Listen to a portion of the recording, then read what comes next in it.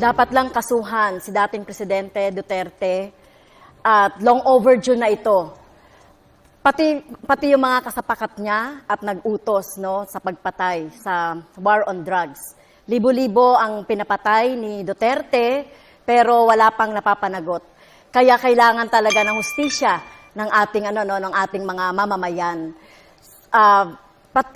Sinasabi natin dito na dapat ay yung kaso na ito ay matagal na, pati na rin siguro.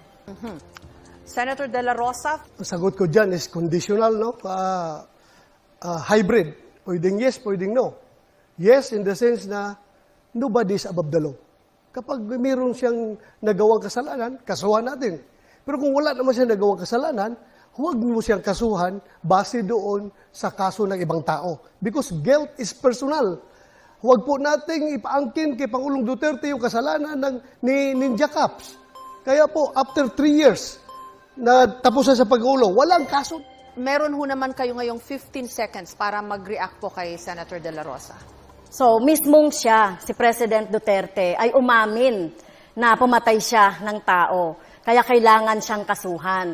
At ito, sino ba yung nagdisenyo ng mga policy na ito? Siya rin. At nag-cause ng pagpatay. Maging si Senator Senator Bato ay dapat kasuhan. Ma'am, gigil na gigil kang kasuhan si Pangulong Duterte at ako ng mga kaso na hindi mo kami maliling. Kumusta na po yung conviction mo sa kasong child trafficking? Ano na po nangyari? Bakit andyan ka pa? Hindi ka pa nakulong? Yun nga, ang tanong ko, pakisagot lang. Kasi ang ordinaryong tao nagtatanong, porque congresswoman ka, hindi ka nakulong. Sila pag yung mga ordinaryong tao, kulong ka agad. Kung ito po ay nasa Kongreso, ay out of order ko po dahil wala siya sa tanong.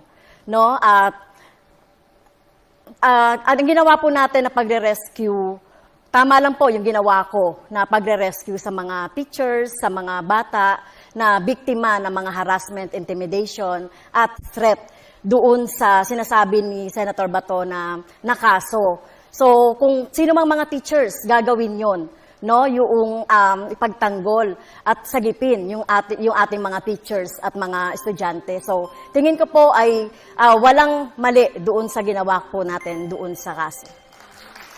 Now, Senator De La Rosa, may pagkakataon ho kayo na magtanong. Kabayan, ramdam niyo po ba ang pagtaas ng presyo ng Magtanong o mag-react pa rin sa posisyon po ni Representative Castro? 15 seconds po. Ano pong risk yun na pinagsasabi niya? Na yung mga parents ng mga bata mismo ay galit na galit sa kanya. Bakit ginamit